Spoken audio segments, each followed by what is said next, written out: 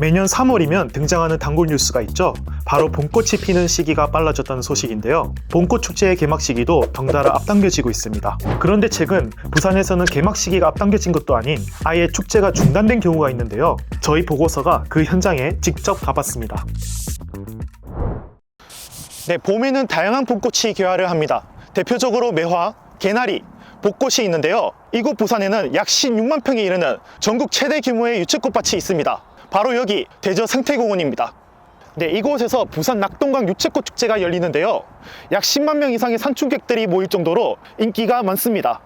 그런데 이 축제 올해부터 폐지가 된다고 하는데요.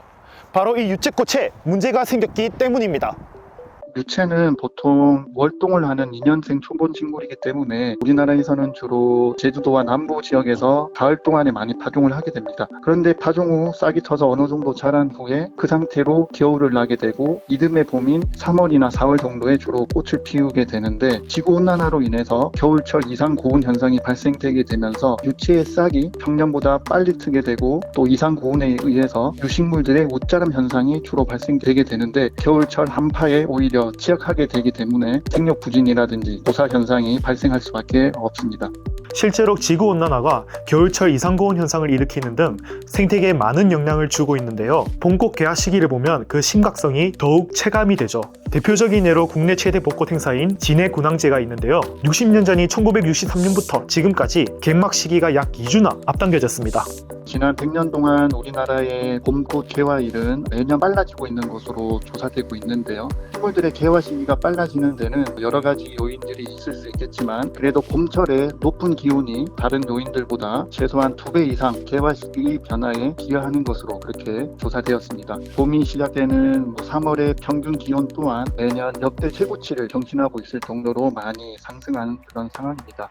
즉, 봄꽃 개화 시기가 매년 앞당겨지고 있다는 건데요. 다양한 산업활동 때문에 발생되는 온실가스로 인해 지구온난화가 가속화되고 있는 것이죠. 그럼 그 속도를 늦출 방법은 없을까요?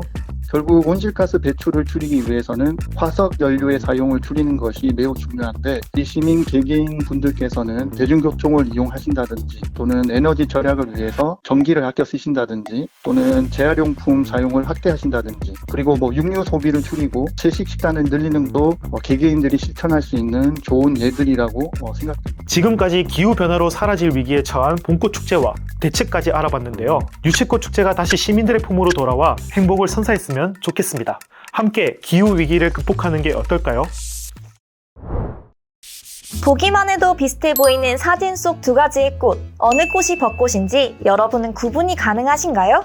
왼쪽이 바로 벚꽃, 오른쪽이 매화입니다. 그렇다면 이 두 꽃의 차이는 어떻게 알아볼 수 있을까요? 먼저 꽃을 자세히 살펴보면 매화의 꽃잎은 둥근 모양이지만 벚꽃의 꽃잎은 끝이 살짝 파여 있습니다. 그리고 매화의 꽃술은 풍성한 데에 반해 벚꽃은 꽃술이 짧은 편이죠. 꽃자루를 보면 더 쉽게 구분이 가능한데요. 벚꽃은 1, 2cm 정도의 긴 꽃자루가 있지만 반면 매화는 가지에 거의 붙어 있죠. 색깔에서도 차이가 있는데요. 매화는 홍매화, 청매화, 백매화 등 색이 다양하지만 벚꽃은 분홍색 또는 흰색이죠. 어때요? 생각보다 차이점이 뚜렷하죠? 이제 벚꽃과 매화를 구분하며 즐거운 봄철 나들이 가보는 게 어떨까요?